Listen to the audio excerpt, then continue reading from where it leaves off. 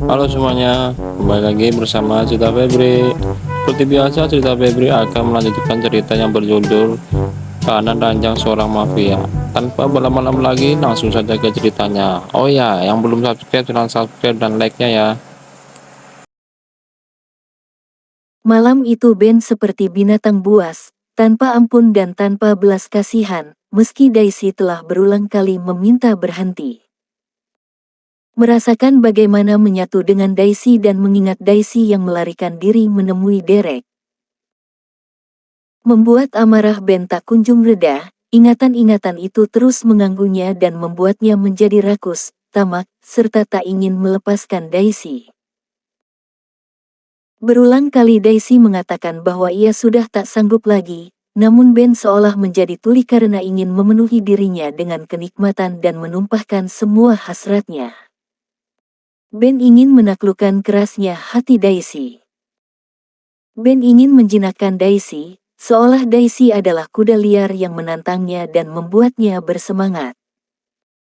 Berkali-kali tubuh Daisy yang kecil tersentak dan terkejut dengan semua hal yang Ben lakukan. Dorongan dan hentakan keras berkali-kali membuat perutnya seperti ditusuk. Timun Ben terlalu besar dan Daisy terus saja merasakan timunnya begitu penuh terisi benda tumpul yang begitu keras bahkan rasanya seperti akan tembus sampai perutnya. Kali ini Ben benar-benar seperti akan menghancurkan tubuh Daisy. Ben yang duduk, menarik tubuh Daisy dan mendudukkan di atas pahanya yang kokoh dan keras. Tubuh mereka saling berirama naik dan turun, seperti mesin yang bekerja tanpa henti. Mulut dan tangan Ben tak pernah diam. "Tuan, sudah cukup," kata Daisy kelelahan, suaranya lemah dan hampir habis. "Jawab Daisy, kau pasti menyukai ini kan? Katakan kau tidak akan kabur lagi." Ben kemudian membaringkan tubuh Daisy, dan terus semakin cepat, menghisap seluruh bagian tempe Daisy, dan menggigiti tempe Daisy. Tak puas dengan itu kemudian Ben terus memompa dirinya lebih cepat dan lebih cepat lagi bagai singa yang berlari penuh dengan tenaga dan otot-ototnya. Meski berulang kali ia menumpahkan oli timunnya, benda keras itu tidak juga kunjung mengecil namun justru semakin tegang dan semakin besar. "Aku semakin membencimu," kata Daisy menangis, dadanya naik turun. Tubuhnya pun bergoyang karena Ben yang memompa dirinya dengan sangat keras. "Meskipun kau membenciku, itu tidak akan pernah mengubah apapun, kau akan tetap di sini, menjadi tahananku. Sekarang kau hanya harus paham statusmu, maka jangan pernah meninggalkan panggilan Tuan padaku atau kau akan lebih menderita lagi." Ben mencengkram kuat rahang Daisy, dan olahraga Ben berlangsung hingga pagi. Malam itu Ben benar-benar merasa energinya tersalurkan. Amarahnya, rasa kecewanya, semua perasaan Ben yang berkecamuk menjadi satu bagaikan dileburkan menjadi energi yang menggairahkan, semua ditelan oleh hasrat yang membara, kemudian ia salurkan ke dalam tempe Daisy. Malam itu hingga akhirnya Daisy pingsan karena tidak kuat menahan kekuatan Ben. Samar-samar, suara burung yang bertengger di balkon membuat Daisy menggerakkan kepalanya. Burung-burung saling bercicit dan berterbangan secara bergantian. Sebuah cahaya yang terang menyilaukan mata Daisy, membuatnya membuka mata dan melenguh kesakitan. Ketika ia benar-benar telah membuka matanya, ingatannya kembali pada malam di mana Ben melampiaskan semua tenaganya. Pria itu bermain kasar dan bahkan tidak mengampuninya sama sekali meski Daisy telah berkali-kali memohon dan mengibah. Bahkan ketika Daisy pingsan pun, Ben masih menyelesaikan putaran terakhirnya dan membuat geraman panjang yang cukup keras. Pria itu memeluk tubuh Daisy yang telah pingsan. Ben bagai pria monster yang memiliki hasrat besar. "Sepertinya satu wanita saja tidak akan cukup melayaninya," kata Daisy menekan kepalanya yang terasa sakit. Daisy melihat tempat tidur yang ada di sampingnya, dan mengedarkan matanya ke sekeliling ruangan kamarnya. Setiap pagi dia selalu menghilang. Seolah-olah ingin memperjelas, aku hanya barang yang dipakai lalu ditinggalkan. Daisy menghembuskan nafasnya lagi, ia melihat kamarnya sangat kacau, pecahan dan serpihan parfum, belum lagi pecahan piring, gelas, mangkuk dan semua makanan yang berserakan, sangat menjijikkan. Astaga, pantas saja baunya bercampur-campur. Kata Daisy merasa kesal mengingat kelakuan Ben. Kenapa dia harus membuat keributan yang sangat megah? Daisy mencoba meraih gagang telepon di atas meja samping ranjangnya, saat bergerak meski sedikit tubuhnya benar-benar terasa kesakitan.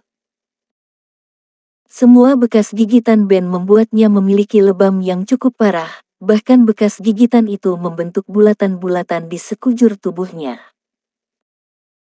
Ketika tangannya terulur hendak mengambil gagang telepon, ia melihat pergelangan tangannya membiru, itu adalah bekas ikatan yang cukup kuat. Matanya kembali memerah dan ingin menangis, tapi ia mengingat lagi, bahwa mungkin inilah konsekuensi yang harus ia terima karena mencoba melarikan diri dari pria monster yang dingin itu. Aku ingat, dia mengatakan bahwa dia membenci wanita yang telah melahirkannya. Apa sebenarnya yang telah terjadi pada hidupnya di masa lalu? Kata Daisy. Kemudian Daisy memencet beberapa angka dan teleponnya tersambung. Mena. Bisakah aku meminta tolong? Aku tidak bisa bangun dari tempat tidur, kata Daisy dengan malu dan canggung. Setelah Mena mengerti, Daisy kemudian menutup teleponnya dan mendesahkan nafas. Tak berapa lama Mena datang ditemani beberapa pelayan yang juga akan menyiapkan sarapan pagi untuk Daisy. Kali ini Daisy tidak dapat berkompromi, karena ia benar-benar tidak dapat bangun dari tempat tidur, bergerak pun tubuhnya terasa nyeri dan kaku. Mena kemudian mencoba memapah tubuh Daisy. Sedangkan pelayan lain mengambil mantel dan diberikan pada Daisy, lalu pelayan-pelayan lainnya lagi mulai membersihkan kamar yang berantakan agar Daisy dapat makan dengan nyaman. Maafkan saya Nona, karena tidak langsung membersihkan kamar Anda, karena Tuan Ben mengatakan kami baru boleh masuk jika Nona memerintahkan kami. Kata Mena. Iya, aku mengerti. Daisy berjalan pelan dipapah oleh Mena dan pelayan.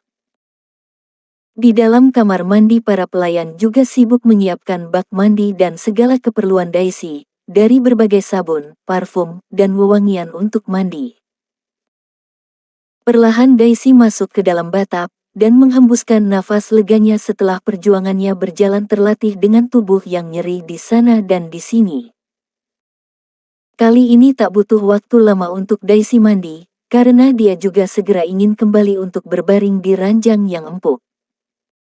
Setelah Daisy duduk di ranjang, dengan telaten Mena membawakan sarapan untuk Daisy. Nona, ini obat yang harus Anda minum dari Dr. Gavril, dan ada tambahan vitamin satu lagi. Kata Mena meletakkan botol berbentuk kotak di samping beberapa obat yang harus Daisy konsumsi. Daisy kemudian mengambil botol obat tersebut dan membacanya. Aku tahu ini bukan vitamin Mena, obat ini mencegah agar aku tidak hamil. Tapi aku akan meminumnya, kata Daisy. Mena cukup terkejut, bagaimana Daisy tahu? Kau pasti terkejut bagaimana aku tahu itu obat apa, kata Daisy. Maafkan saya Nona, saya tidak tahu harus mengatakan apa, jadi. Aku tahu, kau tidak ingin membuatku tersinggung dan sedih. Terima kasih Mena, karena meski aku telah membuatmu beberapa kali dalam masalah, tapi kau masih tetap baik padaku. Kata Daisy tersenyum. Mena mengangguk canggung. Tapi bagaimana Anda bisa mengerti obat Nona Daisy? Aku selalu memiliki peringkat 1 di sekolah. Dan kebetulan impianku dulu adalah ingin menjadi dokter spesialis. Aku pernah melanjutkan ke universitas tapi terhenti di tengah jalan karena masalah biaya.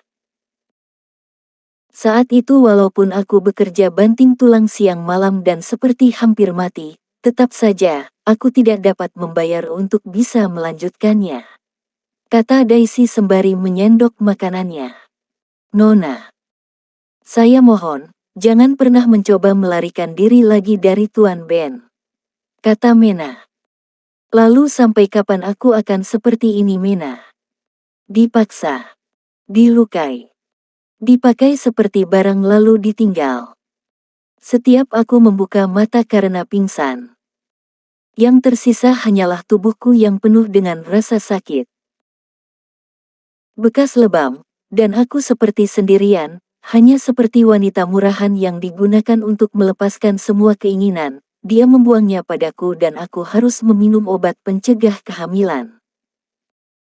Hari-hariku akan selalu seperti itu, tidak akan ada kebebasan bagiku. Mena hanya diam, ia tak bisa lagi mengatakan apapun. Karena ia mengerti sebagai orang terlahir memiliki prinsip dan tekad yang kuat dan kokoh. Menurutnya prinsip tuannya dan Daisy sama-sama kuat. Mereka ingin merdeka dengan cara mereka sendiri, hanya saja Daisy tidak mampu untuk melawan kekuasaan Ben dan tidak mampu melepaskan diri dari cengkraman kuat Ben.